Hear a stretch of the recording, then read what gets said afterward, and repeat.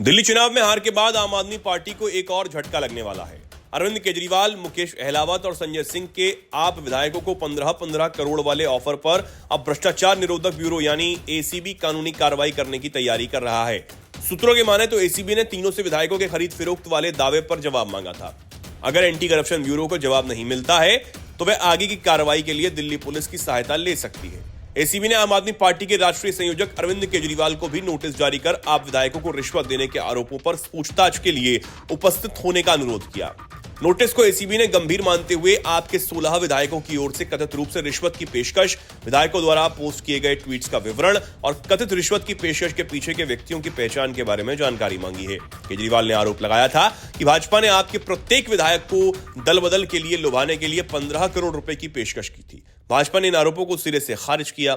ये आरोप दिल्ली विधानसभा चुनाव में 6 फरवरी की मतगणना से ठीक 2 दिन पहले लगाए गए थे, जिससे परिणामों से पहले विवाद खड़ा हो गया था। केजरीवाल ने दावा किया था कि भाजपा आप उम्मीदवारों को पर्याप्त राशि की पेशकश करके उनकी पार्टी को तोड़ने का प्रयास कर रही है। संजय सिंह ने भी प्रेस कॉन्फ्रेंस कर इस बात का दावा किया था कि आपके 7 विधायकों को फोन कॉल आ रहे हैं, उन्हें मंत्री बनाने और भाजपा ज्वाइन करने के लिए 15 करोड़ रुपए दिए जा रहे हैं। वहीं आम आदमी पार्टी की पंजाब इकाई में असंतोष की अफवाहों के बीच पार्टी सुप्रीमो अरविंद केजरीवाल ने गुरुवार को पंजाब के मुख्यमंत्री भगवंत मान, मंत्रियों और विधायकों के साथ बैठक की। इस बैठक को लेकर कई तरह की चर्चा की जा रही थी। हालांकि बैठक खत्म होने के बाद पंजाब के मुख्यमंत्री भगवंत मान ने कहा था कि इस बैठक में केजरीवाल ने दिल्ली विधानसभा चुनाव में प्रचार के लिए पंजाब के सभी मंत्रियों और विधायकों को धन्यवाद दिया। इस बीच आम आदमी पार्टी की राज्यसभा सांसद स्वाति मालीवाल का एक बयान सामने आया, जिसमें उन्होंने अरविंद केजरीवाल को एक चेतावनी दी। उन्होंने कहा, कुछ लोग पंजाब को अपना निजी एटीएम मानने लगे हैं। आज पंजाब में बड़े पैमाने पर भ्रष्टाचार हो रहा है। उन्होंने कहा, जगह जगह खुलेआम रेत खनन हो रहा है, ट्रांसफर पोस्टिंग में भ्रष्टाचार है। इस पर पंजाब की जनता और कई विधायक नाराज हैं। अरविंद केजरीवाल ने अपने गुंडे विभव कुमार को पंजाब के मुख्यमंत्री का मुख्य सलाहकार नियुक्त किया। उन्होंने सवाल किया कि कई महीनों से ये गुंडा पंजाब में कर क्या रहा है? क्या पंजाब से लूटा हुआ पैसा दिल्ली लाया जा रहा है? स्वाति मालीवाल ने आगे कहा, जब से अरविंद केजरीवाल को दिल्ली में हार का सामना करना पड़ा, वो अपनी राजनीति को जिंदा रखने के लिए पंजाब जाने का प्लान बना रहे हैं और जिसे लेकर भी पंजाब के विधायकों में काफी गुस्सा है। आज जो बैठक बुलाई गई वो इसी चिंता को लेकर है। कभी भी कुछ भी हो सकता है। उन्होंने कहा, मैं अरविंद केजरीवाल से कहना चाहता हूं कि पंजाब के लोगों ने आपको बहुत बड़ा आशीर्वाद दिया और बदले में आपने पंजाब के लिए क्या किया। उन्होंने कहा, बहुत जरूरी है कि अरविंद केजरीवाल जी आप सुधर जाइए, वरना कहीं पंजाब के लोग आपको ना सुधार दें। जब से अमेरिकी राष्ट्रपति डोनाल्ड ट्रंप ने यूएस एड पर ताला लगाया है, लगातार इसकी करतूतें बाहर आ रही हैं। भारत विरोधी ताकतों को United states agency for international development से हुई फंडिंग का मामला 10 फरवरी को लोकसभा में बीजेपी सांसद निशिकांत दुबे ने भी उठाया। एक्स प्लेटफॉर्म पर एक पोस्ट में उन्होंने कहा, आजादी से लेकर अब तक कांग्रेस ने सिर्फ देश को तोड़ने का काम किया। राजीव गांधी फाउंडेशन सहित कई एनजीओ ने यूएस एड से पैसे लेकर देश विरोधी तत्वों को फायदा पहुंचाया। विपक्ष देश तोड़ना चाहता है। इसके साथ ही उन्होंने लोकसभा की कार्यवाही का एक वीडियो भी शेयर किया है, जिसमें वो इससे जुड़े सवाल उठा रहे हैं। ये सवाल क्या है, इन्हें नीचे पढ़ा जा सकता है। यूएस एड ने ओपन सोसाइटी फाउंडेशन के जॉर्ज सोरस को 5,000 करोड़ रुपया भारत को तोड़ने के लिए दिया या नहीं दिया? यूएस एड ने Rajiv Gandhi foundation charitable trust को पैसा दिया कि नहीं दिया? ओवरसीज कांग्रेस के जो अध्यक्ष हैं सैम पित्रोदा, उनको यूएस एड ने पैसा दिया या नहीं दिया? बांग्लादेश में मोहम्मद यूनिस, जिन्होंने वहां के लोकतंत्र को बर्बाद कर दिया, उनके साथ गांधी परिवार के साथ क्या संबंध है? राजीव गांधी फाउंडेशन में जो विजय महाजन है, उनकी संस्था को यूएस एड पैसा दे रही है या नहीं दे रही? कांग्रेस ने उसे राजीव गांधी फाउंडेशन में देश के टुकड़े रखने के लिए रखा है या नहीं रखा है? ग्रामीण विकास ट्रस्ट, जो कि जातिगत जनगणना की बात करता है, यूएस उसको पैसा देता है कि नहीं देता है? तालिबान को यूएस एड ने पैसा दिया कि नहीं दिया? नेपाल में जो नास्तिकता के लिए मूवमेंट चला, उसके लिए यूएस एड ने पैसा दिया कि नहीं दिया? समंता पावर से आपकी मुलाकात हुई कि नहीं हुई? फलाह ए पाकिस्तान, एल ए खिदमत जैसे आतंकी संगठनों को यूएस एड ने पैसा दिया कि नहीं दिया? वक्फ एक्ट को जो जकात फाउंडेशन चला रहा है, जिसको कांग्रेस सपोर्ट करती है, उसको यूएस एड ने पैसा दिया कि नहीं दिया? बता दें कि जिस यूएस एड को लेकर भाजपा सांसद द्वारा सवाल खड़े किए गए हैं, उसे लेकर लगातार रिपोर्टें सामने आ रही हैं। ऑप इंडिया पहले की रिपोर्ट में बता चुका है कि कैसे यूएस एड ने अमेरिकी करदाताओं के करोड़ों रुपए आतंकवादियों को पोसने वाले संगठनों को देने और धर्मांतरण को बढ़ावा देने वाली संस्थाओं को आर्थिक रूप से मजबूत बनाने के लिए खर्च कर दिए। नेपाल में नास्तिकता का मूवमेंट चलाना हो या देश विदेश में एलजीबीटीक्यू के एक्टिविज्म को बढ़ाना हो, इन सब पर यूएस एड ने खुलकर डॉलर उड़ाए। कहने को यह संगठन मानव भलाई की दिशा में काम करता है, लेकिन हकीकत यह है कि इसका फायदा अफगानिस्तान में बैठे तालिबान, पाकिस्तान में बैठे लश्कर ए तैयबा, फलाह पाकिस्तान और गाजा में बैठे हमास जैसे आतंकवादी संगठनों को भी हुआ है। इसके अलावा यूएस एड का संबंध कांग्रेस से, गांधी परिवार के करीबी सैम पित्रोदा से और जॉर्ज सोरस से कैसे हैं, इसे भी ऑप इंडिया अपनी रिपोर्ट में बता चुका है। 2024 में भी हमने यह खुलासा किया था कि सैम पित्रोदा की एनजीओ को यूएस एड से फंड आता है। आज इस मामले को निशिकांत दुबे ने फिर से उठाकर ताजा कर दिया। भारत जोड़ो यात्रा के दौरान भारतीय सैनिकों पर विवादास्पद टिप्पणी मामले में एसीजेएम आलोक वर्मा की अदालत ने कांग्रेस सांसद राहुल गांधी को बतौर आरोपी तलब किया। अगली सुनवाई के लिए 24 मार्च की तारीख नियत की है। सीमा सड़क संगठन के सेवानिवृत्त निदेशक, भारतीय सेना में कर्नल के पद के समकक्ष उदय शंकर श्रीवास्तव की ओर से दाखिल किए गए मानहानि के परिवाद में बताया गया कि 16 दिसंबर 2022 को कांग्रेस सांसद राहुल गांधी ने भारत जोड़ो यात्रा के दौरान पदयात्रा में अरुणाचल प्रदेश की सीमा का जिक्र कर कहा था कि लोग भारत जोड़ो यात्रा के बारे में क्या क्या पूछेंगे, लेकिन चीनी सैनिकों द्वारा हमारे सैनिकों की पिटाई के बारे में एक बार भी सवाल नहीं पूछेंगे।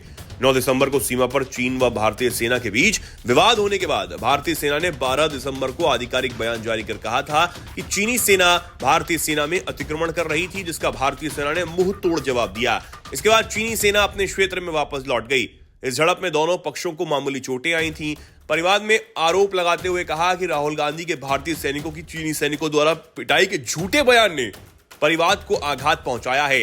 भारतीय सेना पर भी लोग कटाक्ष कर रहे थे, जबकि सेना के लोगों ने भी इसे असहनीय बताया था। वादी के वकील विवेक तिवारी ने बताया कि राहुल गांधी के इस बयान से भारतीय सेना, सैनिकों के परिवार और वादी की मानहानि हुई। इसलिए एसीजेएम अदालत ने मंगलवार को मामले में सुनवाई करते हुए कांग्रेस सांसद राहुल गांधी को बतौर आरोपी तलब किया है। वहीं दिल्ली में आम आदमी पार्टी की हार के बाद विपक्षी इंडी गठबंधन के नेता कांग्रेस को कोसने में लगे हुए हैं। उद्धव गुट के नेता संजय राउत से लेकर उमर अब्दुल्ला तक हर कोई कांग्रेस को भाजपा की जीत के लिए जिम्मेदार ठहरा रहा है। इसके साथ शरद पवार की पार्टी और कांग्रेस नेता तारिक अनवर ने भी खुद पार्टी पर सवाल उठाए। तारिक ने कहा, कांग्रेस को गठबंधन करना है या नहीं, वो उसे साफ करे। हालांकि अब कांग्रेस समर्थक माने जाने वाले कपिल सिब्बल ने पार्टी का बचाव करते हुए निशाना साधा। हाल ही में हुए विधानसभा चुनावों में इंडी गठबंधन की प्रमुख पार्टियों को मिली हार के बाद वरिष्ठ अधिवक्ता और राज्यसभा सांसद कपिल सिब्बल ने कहा कि कांग्रेस हमेशा साथ मिलकर काम करने और सहमति से आगे बढ़ने की कोशिश करती है। हालांकि उन्होंने यह भी स्वीकार किया कि कभी कभी गठबंधन को कांग्रेस के कारण नुकसान हुआ। उन्होंने कहा कि 2020 के बिहार विधानसभा चुनाव में भी गठबंधन को समस्याओं का सामना करना पड़ा था, जहां कांग्रेस के निराशाजनक प्रदर्शन ने महागठबंधन को बहुमत तक पहुंचाने से रोक दिया था।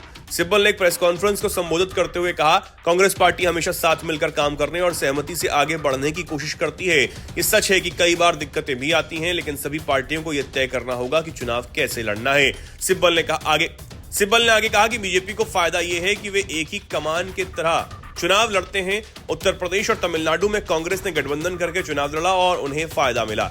इंडी गठबंधन को बैठकर एक साथ काम करना होगा। कांग्रेस सांसद इमरान प्रतापगढ़ी के खिलाफ गुजरात पुलिस द्वारा दर्ज की गई एक एफआईआर पर सुप्रीम कोर्ट ने सवाल उठाए हैं। प्रतापगढ़ी के खिलाफ यह एफआईआर एक विवादित कविता के कारण दर्ज हुई थी, जिसकी ऑडियो पर कांग्रेस सांसद ने इंस्टा पोस्ट किया था। इस मामले में सुनवाई करते हुए सुप्रीम कोर्ट ने कहा कि पुलिस ने कविता का सही अर्थ समझने में गलती की। इससे पहले गुजरात हाईकोर्ट ने 17 जनवरी 2025 को इस एफआईआर को रद्द करने से इनकार कर दिया था।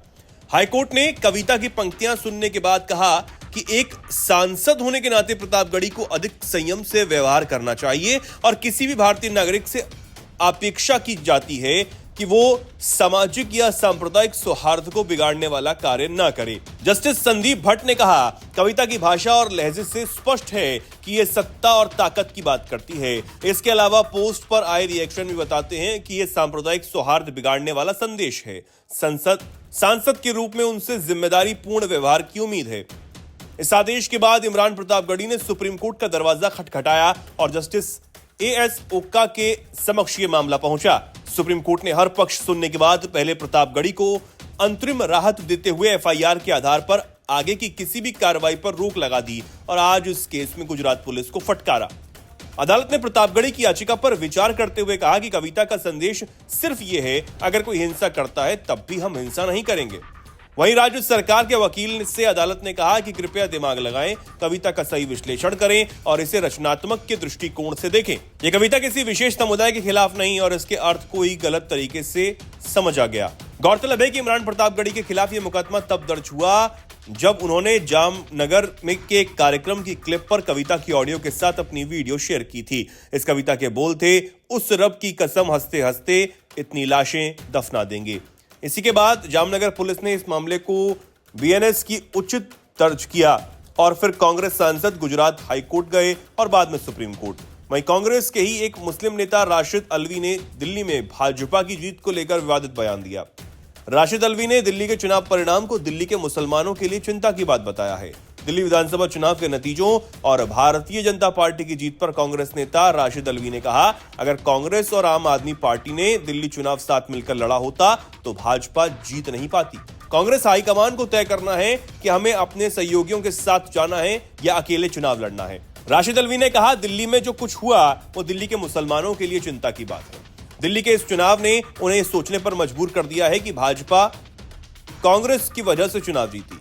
अगर हमें भाजपा को हराना है तो हमें इंडिया गठबंधन में शामिल सभी दलों का सम्मान करना होगा और गठबंधन को मजबूत करना होगा। दिल्ली विधानसभा चुनाव में भाजपा ने बहुमत हासिल की। वहीं 10 साल बाद आम आदमी पार्टी की सत्ता से विदाई हो गई है। चुनाव में भाजपा को दिल्ली की 70 में से 48 विधानसभा सीटों पर जीत दर्ज हुई है। वहीं आम आदमी पार्टी केवल 22 सीटों पर सिमट कर रह गई। वहीं कांग्रेस को लगातार तीसरी बार दिल्ली विधानसभा चुनाव में एक भी सीट हासिल नहीं हुई है।